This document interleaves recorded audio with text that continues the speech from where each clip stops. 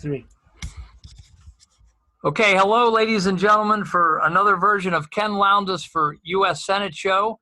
We have a special guest tonight in Professor Jim Fetzer. I'll introduce him in a minute.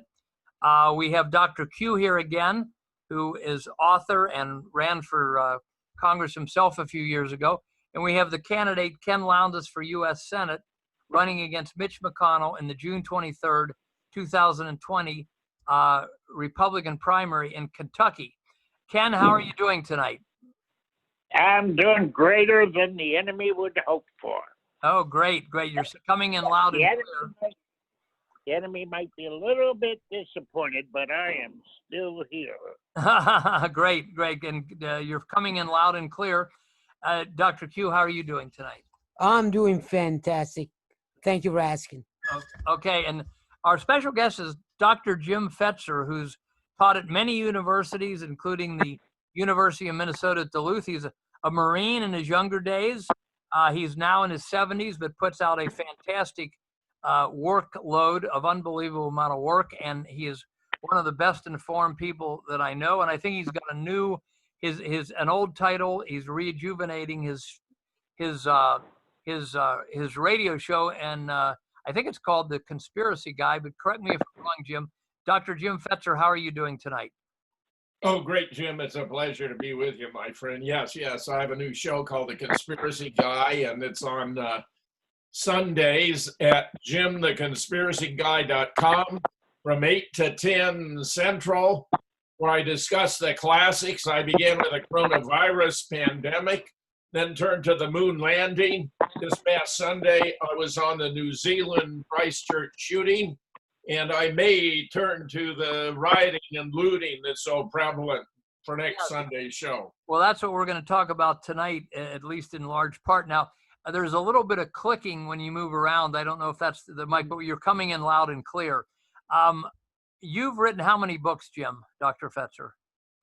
Well, I've published over 24 scholarly academic books on the nature of scientific knowledge, foundations of artificial intelligence, computer science, cognitive science, evolution, mentality, and then another 12 plus in the area of what I would refer to as conspiracy research, where I bring together groups of experts with diverse backgrounds to sort out the complex and controversial issues of our time, including JFK, 9/11, Sandy Hook, the Boston bombing, Charlottesville, Parkland, even the moon landing, Jim. Okay, now everybody is talking about this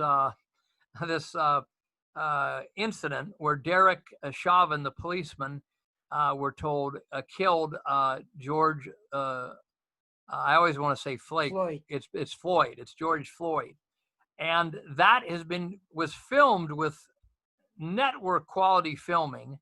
He sneered at the camera for 8 minutes, and then it's been run nonstop by our major media, I would say, to inflame a race war and to demonize the police. The latest thing, Jim, is they've been calling for the defunding of all police in many cities. There would just be no police anymore. So why don't you share some of your, I know you've been looking at this, share some of your insights at this point.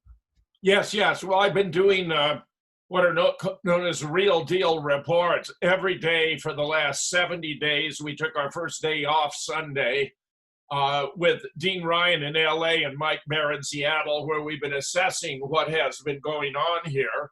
I just did an interview with Nick Collerstone of the UK. He's a prominent historian of science who also does conspiracy research about the filming of the purported death of George Floyd. And I can tell you with extreme confidence that this was a fabricated event, that they had more than one take, that they were moving the body around, that these were not real EMTs. They do not even appear to have been real police officers.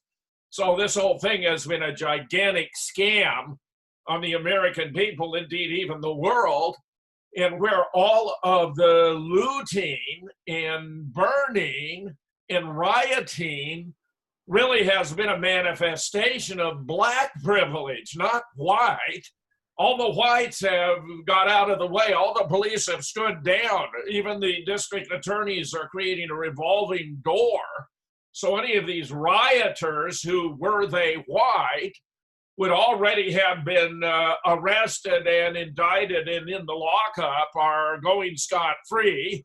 It's become a complete manifest absurdity, in my opinion, Jim. This is turning upside down American standards of justice, and it's being done by the Democratic Party out of a misguided effort, they think, to create such chaos that the public's going to be disenchanted and not want to re-elect Donald Trump. The fact of the matter is the Democrats are demonstrating themselves to be completely lawless, to be willing to trash the American economy, to loot stores, to harm black people, white people, whatever, for their own, to promote their own political agenda. And frankly, I don't think I've ever seen such an atrocity committed by a political party upon the American people in the history of the United States.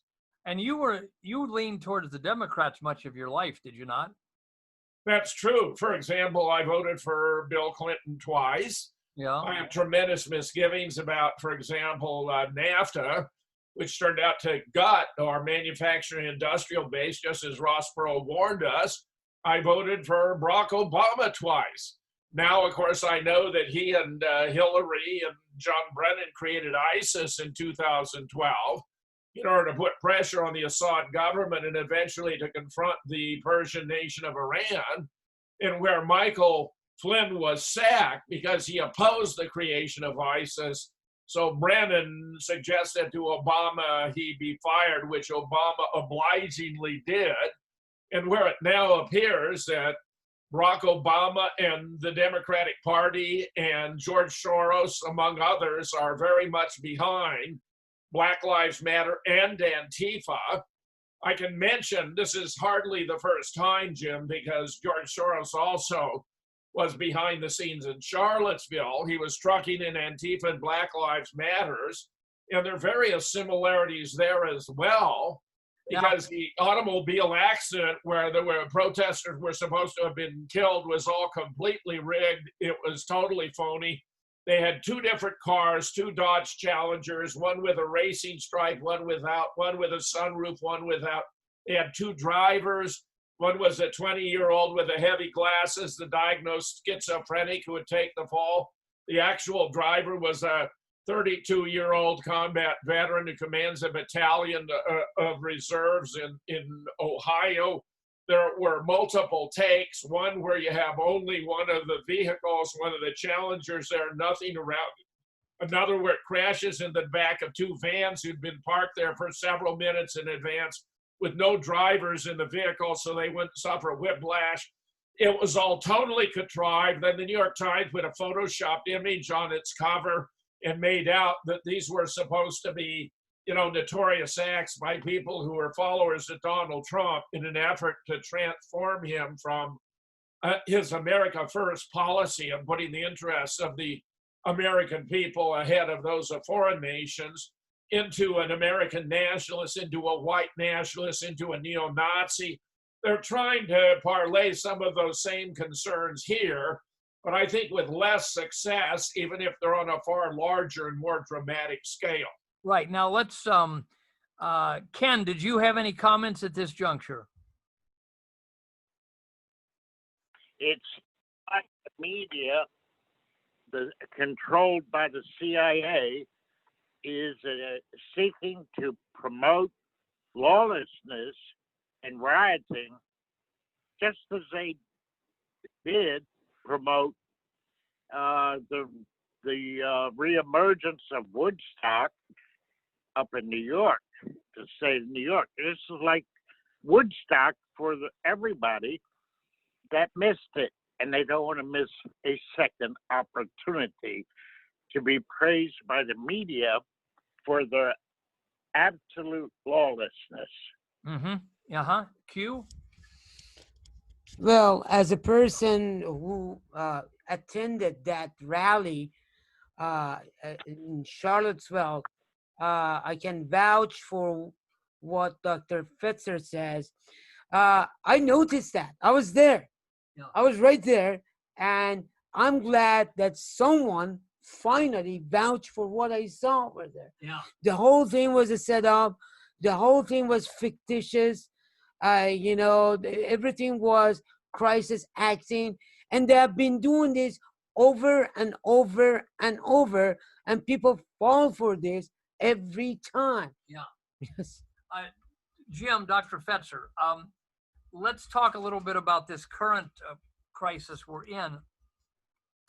I have to tell you that many people listening were on WKRC, 55 KRC, which is where Rush Limbaugh and Sean Hannity airs. Many people listening never go outside of Fox News and Rush Limbaugh and Sean Hannity to get their news. So we're talking matter-of-factly that 9/11 was a totally staged event, a totally false story was told to the public. And this is, a lot of people are not going to believe this if they don't do a little research on their own, but it's absolutely true. But let's talk about this event here where... Well, Jim, let me interject just momentarily. Go ahead.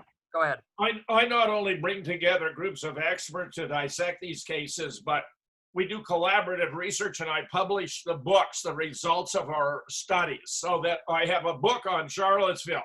You can see the two cars, you can see the two drivers, you can see the way in which it was taken in multiple takes. You can see and understand how Governor Terry McAuliffe, who's a buddy of Hillary Clinton, the mayor ordered the Charlottesville police to stand down so McAuliffe could use the state police to channel the peaceful protesters into a violent confrontation with Antifa and Black Lives Matter, which are both terrorist organizations. In fact, this Antifa calls itself anti-fascist. It's the most fascist organization in the United States today, with a possible exception of what the Democratic Party is turning itself into. Jim Stone, by the way, and this is fascinating because this has just happened, has discovered that the DNC is financing and using Black Lives Matter to launder money for Democratic candidates. That's a very big story that Jim Stone has just broken. Now, I have brought these groups of experts together to publish their results in a series of books, where my very first on Sandy Hook, entitled Nobody Died at Sandy Hook, brought together 13 experts, including 6 current or retired PhD professors, where we established the school had been closed by 2008.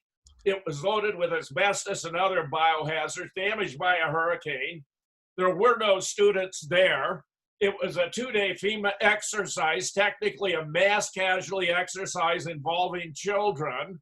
We even found the manual for the exercise, which I published as Appendix A in the book, and that it was a drill presented as mass murder to promote gun control, where a month and 2 days later, on January 16th, 2013, Barack Obama signed no less than 23 executive orders to constrain our access to weapons under the Second Amendment. Now, the book was so good that it had sold nearly 500 copies in less than a month when Amazon banned it. And since then, Mike Palachuk, my co-editor, and I founded Moon Rock Books, and we have published altogether 12 books, 6 of which have been banned by Amazon. Those are not only the book on Sandy Hook, but the book on the Boston bombing, the book on Orlando and Dallas, the book on Charlottesville, the book on Parkland. And I assure you, these are all scams, and we have documented the evidence there, which is why Amazon has banned the book, and even my moon book. And I suppose we didn't go to the moon either, which Mike Palachuk suggested is a great title to be our sequel to Nobody Died at Sandy Hook. Someone might say in response, yeah, and I suppose we didn't go to the moon either. Yeah. Well, we didn't go to the moon. But if you want to understand what's really going on, you need to go to moonrockbooks.com and take advantage of the books we have there, because the mainstream media, Amazon, and all the other social media giants are seeking to suppress our research and what we've discovered. And no doubt, I will be bringing together yet another group of experts to deal with the issues we're confronting today, which are similarly contrived and being exploited to promote a political agenda. Okay, so moonrockbooks.com is where they can find all these books. Now, your No One Died at Sandy Hook was one of the first books banned at Amazon. Now they're banning everything. But yours was one of the first books banned after selling 500 copies in a short time. And that's all I need to know, that the book is full of credibility, that Amazon would ban it. Well, I mean, we must give 100 proofs, 100 different proofs that this was phony, including something that we have just discovered has occurred here. It turns out the Obama Foundation published a tweet with a poster about memorializing the death of this fellow Floyd on the 17th of May, before his death officially occurred on the 25th. Because we had persons involved in the exercises in Newtown who put up donation websites on the 13th when the shooting officially took place on the 14th. And that was very strongly revealing. Even Adam Lanza, the alleged shooter, was originally recorded as having died on the 13th in the Social Security Death Index, making his feat in killing 20 children and 6 adults the following day all the more remarkable. Yeah, when he didn't even appear to be strong enough to have lifted a rifle, you know. Oh, it's so ridiculous. And this once you start to dig into this, you can't believe how badly you've been played. Right. But this is a new discovery. The Obama Foundation had a poster about George Floyd already on the 17th, when he would yet not die until the 25th. Incredible. Now we got to take a break, so everybody just hang tight. And when we come back, we're going to have Dr. Q and Ken Lowndes for Senate. You're listening to Ken Lowndes for Senate. We'll be back in a minute. Gentlemen, you're rejoining Ken Lowndes for U.S. Senate. Ken is running against Mitch McConnell in the June 23rd, 2020 Republican primary, which is about a little more than a week away. And you can go and get an avalanche of information, including these shows, we've done about 5 shows so far. This is the 5th, I think, at kenforkentucky.com. That's kenforkentucky.com. And you can give Ken a donation there of any size is appreciated. I'd like to see, as I've said on past shows, people that can afford it, 20 people to donate $1,000 to $2,500, so we can really get this message out and start organizing people. And of course, vote for Ken Lowndes on primary day, June 23rd, 2020.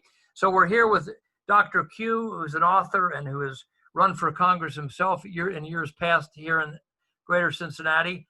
We're here with Ken Lowndes for Senate, Ken Lowndes, the Senate candidate, and we're here with Dr. Jim Fetzer, a renowned author and professor, retired now from the University of Minnesota at Duluth and other universities, a Marine in his younger days, and has pulled together many important books on reasoning and how to think and the various great events of our time that have been falsified to the public. So before we go back to Dr. Jim Fetzer, Ken, did you have any thoughts on anything we've been talking about at this point?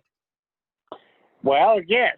I vividly recall seeing it more than once. There was a video of the coroner at Sandy Hook, and he was saying that everybody that was killed with a long rifle, but the only rifle on site was locked up in the trunk of the Patsy shooter.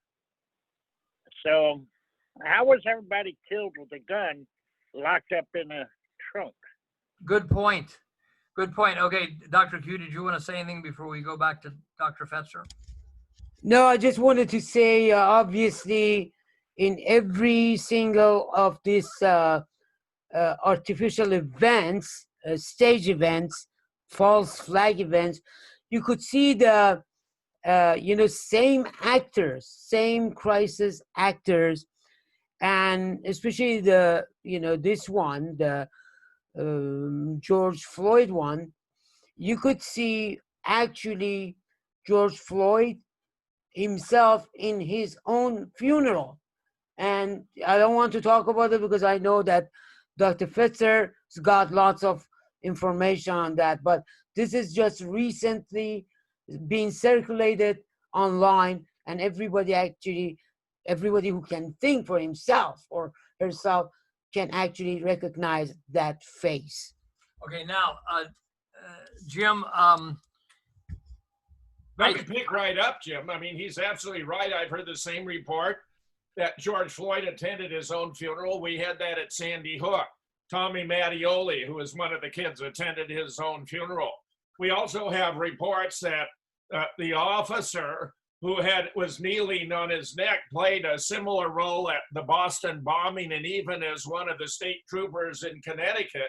It's interesting, too, how they recycle these crisis actors, because in Charlottesville, Susan Bro, who played the mother of Heather Heyer, who is alleged to have died in the car crash, but actually, it turns out, died the following day of a heart attack, also played Victoria Soto, who is the mother, Donna Soto, who is the mother of one of the teachers, Victoria Soto, at Sandy Hook. So you have the very same crisis actors playing these different roles at these distinct events. I mean, it's that insulting. It's that insulting, Jim. yeah. They think we're incapable of putting two and two together. And for the most part, Americans are so busy, they're so distracted trying to keep food on the table and a roof over their head that they don't have time to do the research. They don't have the inclination or the ability, which is where I come in. As you observe, I spent 35 years offering courses in logic, critical thinking, and scientific reasoning. I became drawn into the research on the assassination of JFK in 1992, when we had the editor-in-chief of the Journal of the American Medical Association, George Longberg, make a public appearance behind a lectern with a logo of the AMA, in which he was denouncing everyone who'd ever done serious research on JFK. And I found it completely offensive. He was attacking Oliver Stone's magisterial film, JFK, which is the most accurate, complete, and comprehensive presentation of what actually happened on 22 November 1963 in Dealey Plaza, ever presented to the American public. And he was attacking Dr. Charles Crenshaw, who'd been in trauma room number 1 when JFK's moribund body was brought in, and then 2 days later was responsible for the care and treatment of his alleged assassin. So here you had the editor of a journal abusing his position, which convinced me that perhaps some of us then with special backgrounds and abilities ought to become involved. If a person of this august position were to abuse his status for political purposes, we have a parallel with Dr. Anthony Tony the Rat Fauci, who's a member of a medical mafia headed by Don Bill Gates, who has been exploiting his position with complete nonsense, just medical claptrap about this COVID and the threat it represents, and giving bad advice. All the advice that Fauci has been giving to the public makes matters worse. Staying at home makes matters worse. Not going out of the house makes matters worse. Lockdowns make matters worse. Wearing a mask makes matters worse. If you have any doubt about it, think. When you're wearing a mask, you're recycling your depleted oxygen that you're exhaling the oxygen that's already been, the air that's already been oxygen depleted by your blood cells. So they cannot replenish the red blood cells, which means that the cells of your body, including your brain, cannot be resupplied with oxygen. So that I'm projecting by the end of this so-called pandemic, which is really it's a political pandemic and not a medical emergency, the average IQ of the American population is going to drop by 5 points, Jim. Yes. Now, what I want to mention here is what Ken has already mentioned. The common denominator bad guy is the big media, which by now is all owned by about 300 anti-American international bankers. George Soros is the whipping boy. We hear his name all the time, but there's at least 300 of these billionaire bankers that own all the media. They're the ones that enforce the idea that, for instance, we have a pandemic when no one sees anyone sick around them to speak of. They're the ones that put the lies out of New York City that they have overflowing hospitals, when citizen journalists went with their cell phone and proved that nothing was happening at the hospitals that they claimed were overflowing. And the JFK assassination, the media had to cover up for the Warren Commission. And with this thing here now, let's get back to this thing here that everybody's talking about. This is on CNN and MSNBC. The neighbors of the policeman, Derek Chauvin, say they didn't even know he was a policeman. They never saw him in a police car. They thought he was an insurance salesman.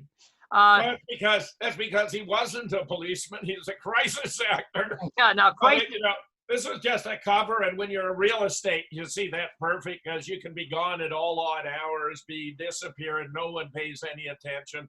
The whole thing is completely, totally fraudulent from beginning to end. Now, the other fact that's everywhere that no one can deny is that these two worked together as bouncers at a bar restaurant for 17 years. Yet when he's 19, nightclub. Yet when he's got Chauvin has his knee on George Floyd, George calls him officer. He's known him for 19 years. Wouldn't you say, Derek? Get your I can't breathe. No, he says officer, I can't breathe. Well, Jim, it's also been pointed out that he calls out I can't breathe about 18 times. And if you couldn't breathe, you couldn't call out that you can't breathe 18 times. Yeah. The whole thing is fraudulent. From the study of the videos, there even appear to have been two different persons playing George Floyd, because he himself was about 6'5" and over 300 pounds. But we got another guy who's only about 6 feet and maybe 210. They're also taking it. At one scene, he's lying on the ground on the left rear of the vehicle by the curb. But then when you see the knee, he's by the right side of the vehicle, outside away from the curb. Some of it's taken here, some of it's taken there, where you should see footage of the person who is shooting the film of him with the knee. He's not there on the curb taking the film. The whole thing was a mishmash. It was very, very poorly done, very amateurish. They've reached the point where they've got away with so many of these massive frauds, including Sandy Hook and the Boston bombing. I mean, the police were on bullhorns calling out, this is a drill, this is a drill. The Boston Globe was tweeting that a demonstration bomb will be set off during the marathon for the benefit of bomb squad activities. Gee, you think anyone at the Boston Globe noticed? You had these two explosions take place. I was an artillery officer in the Marine Corps, Jim. Yeah.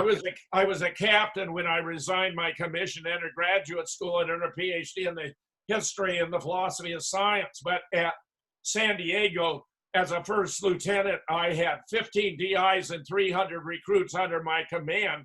And before that, I was a fire direction officer for a mortar battery. I can tell you those explosions were puff pieces. They couldn't have killed anyone unless you were actually sitting on top of them. And when the cameras moved in through the smoke, yes, there were bodies there missing arms and legs, but there was no blood. As Dr. Lorraine Day has observed very courageously, you cannot have limbs blown off by explosives and there to be no blood. She knows, as the former head of trauma surgery for San Francisco General Hospital for 25 years. The blood only showed up later, and it came out of little orange blood kits, Jim. They were using amputee actors. You see, the average man would never think amputee actors, just as they're using phony cops here. They use phony cops at Parkland, too. We have a 1-minute video inside a classroom, and you see their schoolgirls doing their best to scream as though they're scared. One is worried about her bottled water, another's on her iPod. You got a kid pulling his putts as the camera pulls around. You see what you might initially think is a body, but it's lying there. It's black. It has no head, no arms, and a pool of fake blood. It's a training dummy. And you see persons in police uniforms rushing in and out. You might think, wow, that's really impressive. Parkland cops were Johnny on the spot, but Parkland gave up his police force in 2004. There aren't any Parkland cops because we're actors in uniform. We're at a breaking point, so we're going to be back in about a minute or two. Everybody hang in, and we'll be back with Ken Lowndes for Senate Show. We're talking with Dr. Jim Fetzer. So here we go. Yeah. Are we ready? Q? Here we go. Okay, we're back with Ken Lowndes for U.S. Senate. Ken's running against Mitch McConnell on June 23rd, 2020. Vote for Ken. Go to the website, Ken for Kentucky. It's easy to remember. KenForKentucky.com. Make a donation so we can get more of these radio ads on. And Ken, do you have any comments to throw in at this juncture? Well, I do. And it is about Mitch McConnell. I'm not sure why he's in the race. He needs to retire. He needs to go home and sort things out. What he did was, in voting to extend the Anti-Patriot Act, what he did was he also wanted to have a rider put in to empower the FBI to be able to investigate all of us, any one of us, at will, willy-nilly. And the FBI is the same disgraced organization that also used its resources to illegally spy, called Spygate, on Trump as a candidate before he ever became president. And we need not to honor that kind of evil by voting for Mitch McConnell. He doesn't deserve the vote of anybody in America, let alone in Kentucky, that values and cherishes what this country is to be all about.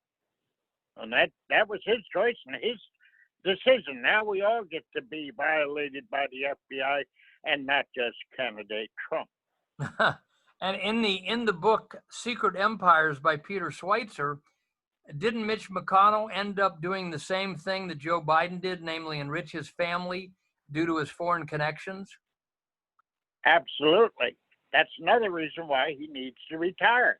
He has more than enough money from the communists in China running the show, and it seriously has impaired his judgment.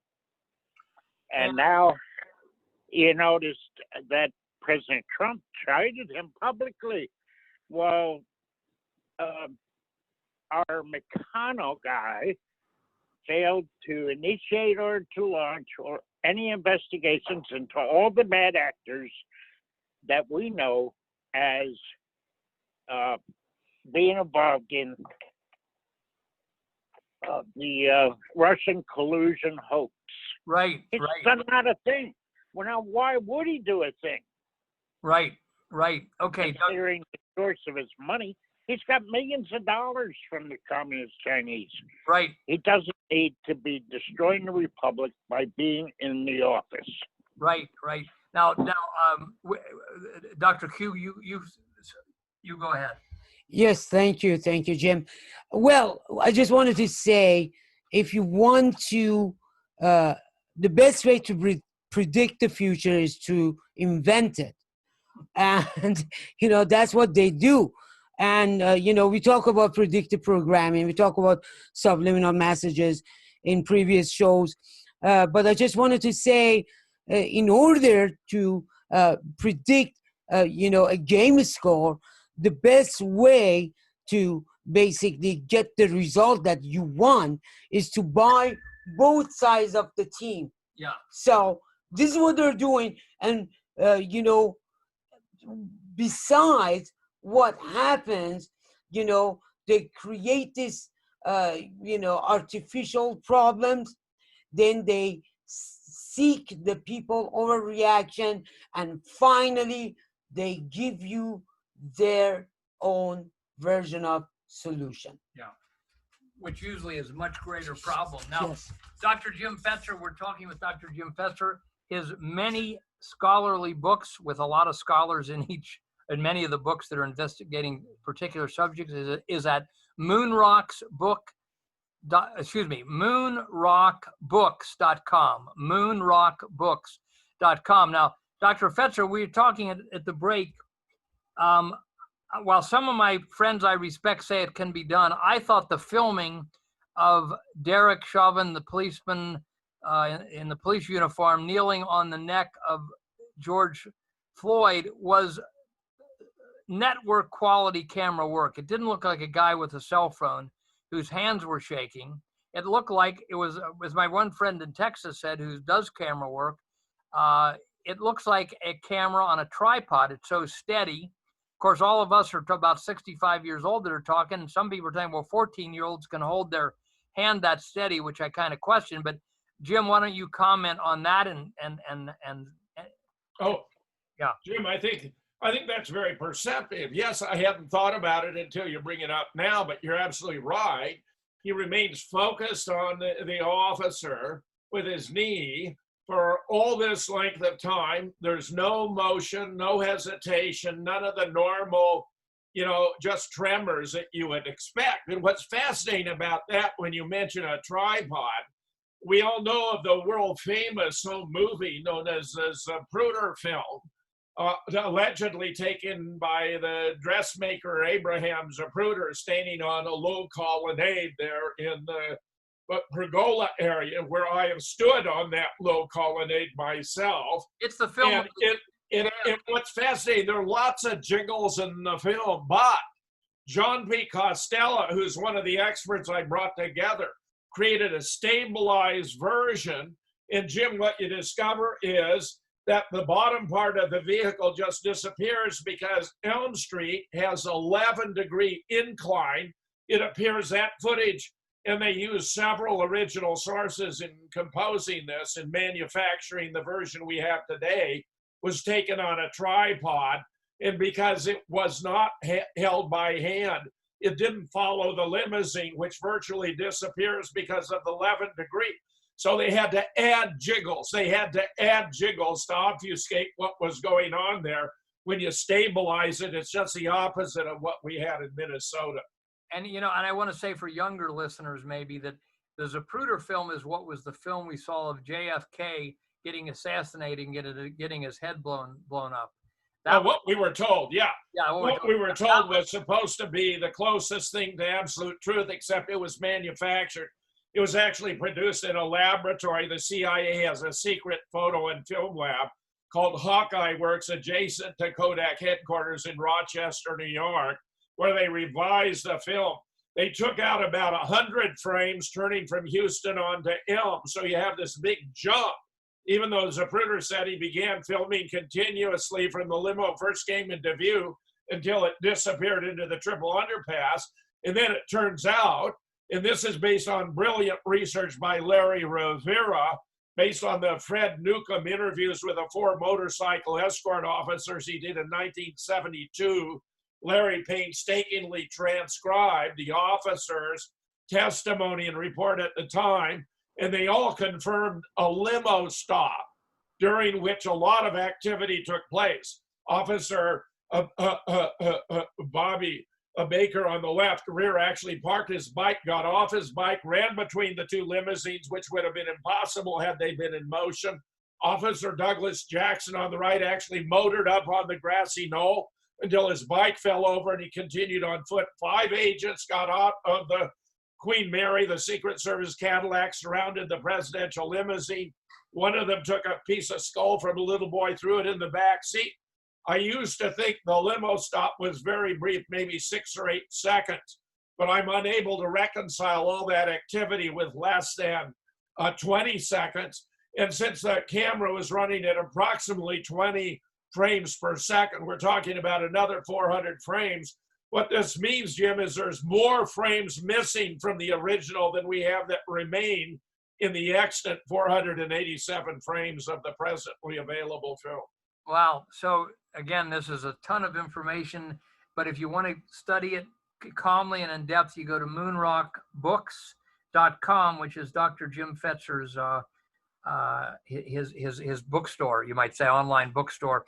You're listening to Dr. Jim Fetzer, who you just heard speaking. Dr. Q spoke earlier, and candidate for U.S. Senate Ken Lowndes, who's running for Senate against Mitch McConnell. Now, Jim, I wanted to ask you, I heard today that the casket has been closed all this time as people are walking past it for George Floyd, and I hear tomorrow is a small private funeral with very few attending. So this closed casket business, if the reports I'm getting are correct, lends heavily to the idea that that George Floyd may not be dead, even from anyone looking in. Why is there a closed casket? Well, I think for all the obvious reasons. I mean, the casket might be loaded with rocks for all we know. This was a very large guy.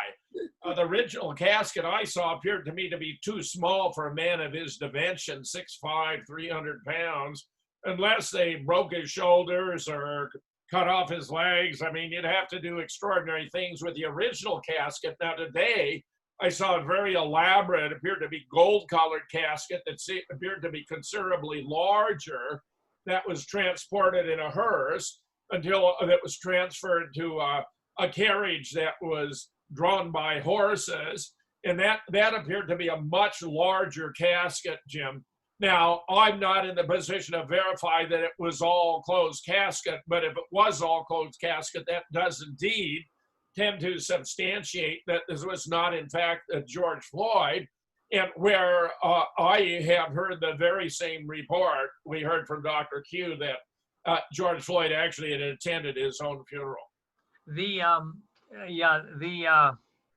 common denominator here, and people do not believe this, and most people don't, how the news department of the 5 TV networks, including Fox's news department, they have some good hosts, but their news department is it is a conspiracy against the American people for the facts they don't tell you.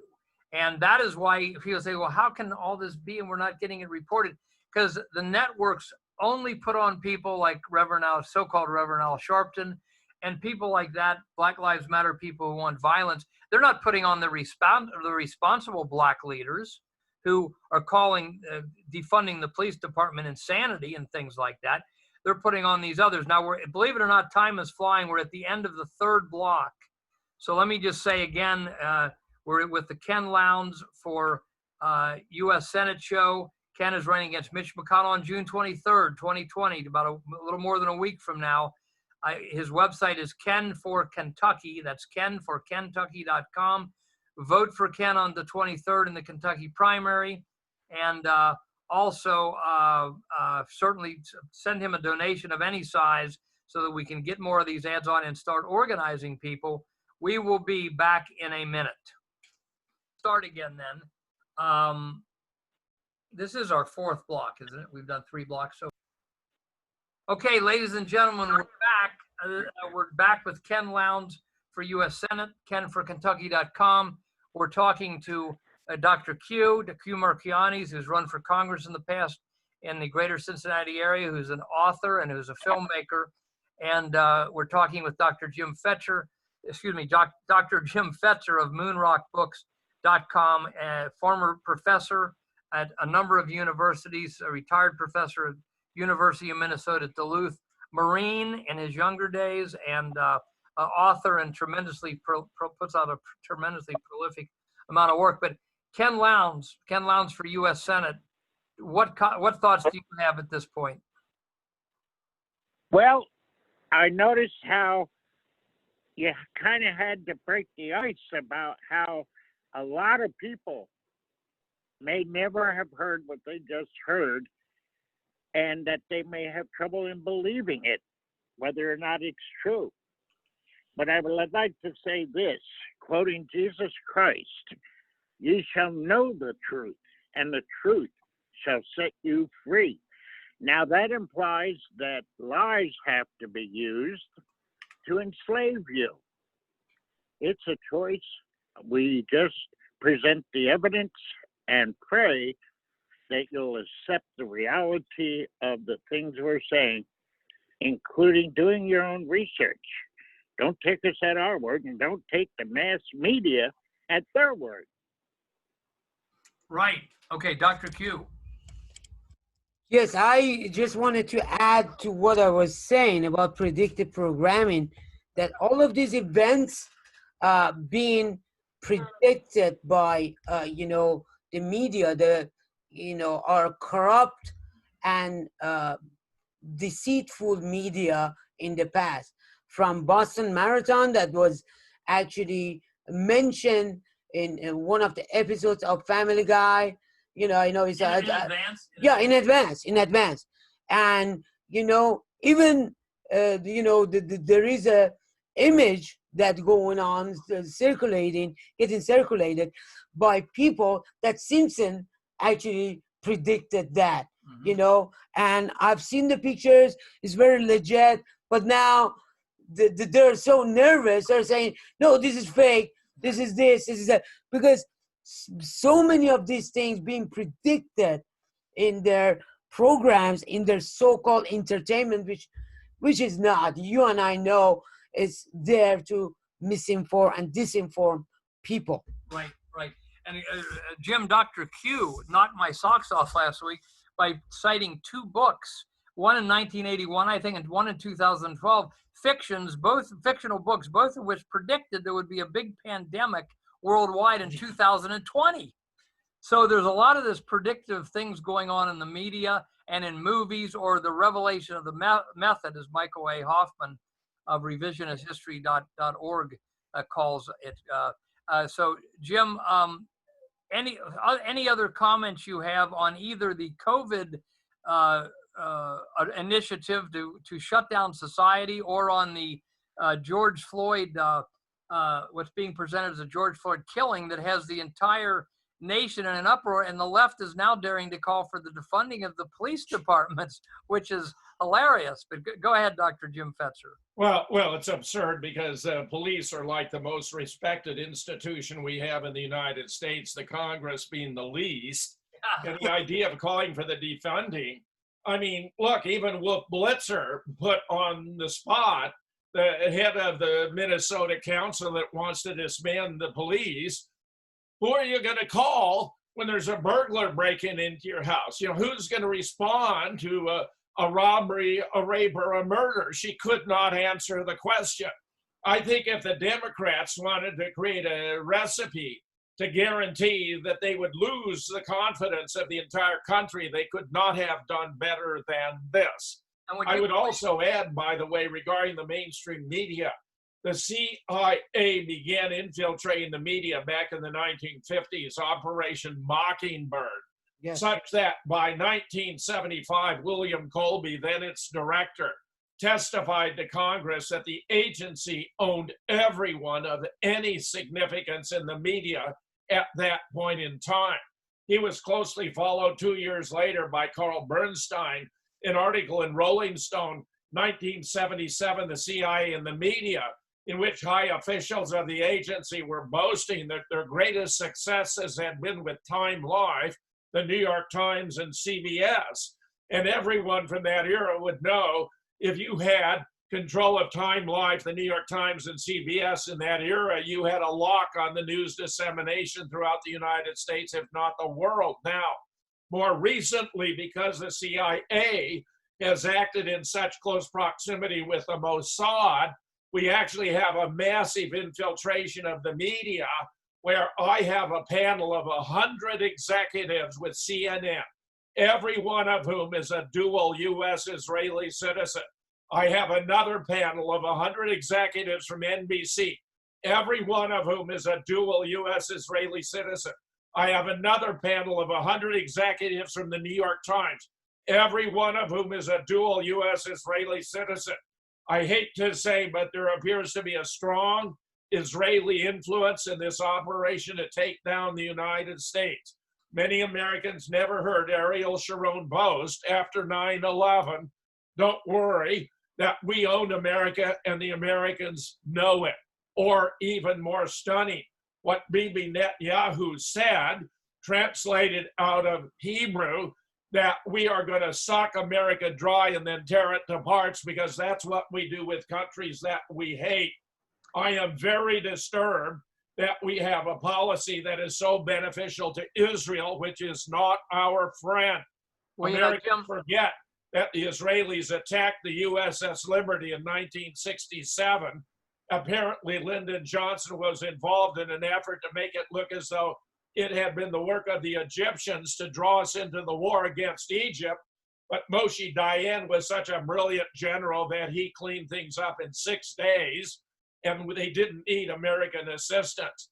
But there's a whole history here that would be very troubling to the American people if only they knew the facts. Yeah, and I know that what you're saying is documented, but I always like to say that this is a relatively, I mean, it's tens of thousands of people. It is a relatively small group at the top of the world. There are many patriotic Jewish citizens who fight against this. I worked with the Collier brothers, who wrote Vote Scam, The Stealing of America in 1992. Yes.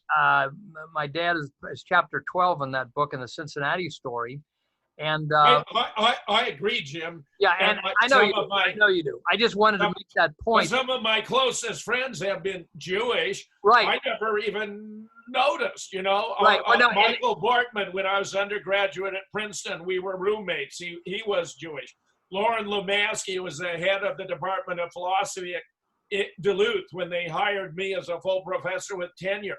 Ricka White, one of my longest standing friends from Lexington, where I lived for 11 years, also Jewish. These are good, wonderful people. Yeah, and I know you knew that. I just wanted for the audience to make that. But the problem is not Judaism. It's not a religious issue. It's Zionism, which is a politicalized variety that provides a belief in Jewish supremacy with entitlement to the lands of Palestine based on dubious historical claims. That is the enemy, not the Jewish people. Yeah, and they're in league with the Comeys and the Clintons and the Bushes and the whole secret society, Skull and Bones and other type secret societies at the top, who form a group that wants to take over in a world tyranny. I know this seems ridiculous to people, but it is a spiritual battle, and it's like a satanic world tyranny, like Tolkien said in Lord of the Rings. If you remember, he said the ring in the Lord of the Rings, according to some people, was out of control technology, and he said one ring to rule them all, one ring to find them, one ring to bring them all, and in the darkness bind them. And to me, that was what this deep state power structure wants to do ultimately, is in the darkness bind all the young people today so they don't even know true history or anything else. Jim, I'll tell you, one of the ironies of all of this, and it can be documented by going to my blog at jamesfetzer.org, where I must have 24 really deep and searching studies about the whole coronavirus pandemic that'll blow your socks off, is that having lived through this, having had their own income affected, having been locked at home, based upon an invisible enemy that really is no more significant than the seasonal flu, where the threat of coronavirus to young people between the ages of 1 and 17 is as remote as being struck by lightning. I think we're going to have like 100 million new conspiracy theorists because they've lived through it. They know the fake news media. They may appreciate what Trump has been up against. I'll tell you, Jim, we've never had a president confronted with so many massive efforts to take him out all at one time, concerted, organized. Hillary Clinton played a major role here. Barack Obama played a major role here. John Brennan played a major role here. We must not allow ourselves to be deceived by this political propaganda where the mainstream media 24/7, one lie after another lie after another. It's dumbfounding. Yes, and again, there's this deep state, as Hannity has called it, even though he's allowed to be on the air, but the news department of all these networks, the New York Times, Washington Post, they are working together to present what news they want every day and to censor what news they want. And they also censor people like we would have on this show, but they give unlimited publicity to a guy like Al Sharpton or somebody like John Brennan, because that goes along with the overall program. Jim, we're getting near the end of the show here. I thank you so much for coming on. Do you want to say maybe 1 minute wind up, Dr. Jim Fetzer at Moonrock? Again, Dr. Fetzer's bookstore is moonrockbooks.com for all the books that go into depth on these things we're talking about that I admit may sound crazy to you if you're hearing for the first time, but do your own research. Go ahead, Dr. Jim Fetzer. Well, I'm doing all of this collaborative research, bringing together the best experts to sort out these complex and controversial cases, because I believe the American people are entitled to know the truth of their own history. And it's really, utterly fascinating. I so appreciate having this opportunity to participate here, Jim. And yes, moonrockbooks.com, can think of it as your conspiracy catalog. I'm on Twitter at Jim Fetzer. I've been posting every one of these daily reports with Dean Ryan in LA and Mike Baer in Seattle as real deal reports. You can find 70 reports, one every single day up until this last Sunday when we took a break, right there at Jim Fetzer on Twitter. Okay. And I appreciate all of this opportunity because the American people deserve better. The mainstream has been deceiving them again and again and again. We have to end the propaganda and begin making our decisions based on truth. Otherwise, we're misguided, and what we believe is a reality is a false illusion, a mass illusion. Right. We have to break through the illusion and discover the reality, however uncomfortable the truth may be. Well, Jim, thank you so much, Dr. Jim Fetzer. Ken Lowndes for U.S. Senate, can you wrap up the show for us? And thank you, Dr. Q. Thank you, Ken. Thank you, Dr. Jim Fetzer. Go ahead, Ken. Yes, I want to thank everybody listening in to this show. I realize that many people have been exposed to this kind of information for the very first time. And I want to thank each one listening in, and I hope and I pray that you'll share the word while you still can. Okay, thank you very much, Ken Lowndes for U.S. Senate. Vote for Ken on June 23rd. We'll see you next Sunday at 10 p.m. and on 55 KRC, WKRC, 550 a.m. Go to kenforkentucky.com for an avalanche of evidence, and we'll see you next Sunday at 10 p.m.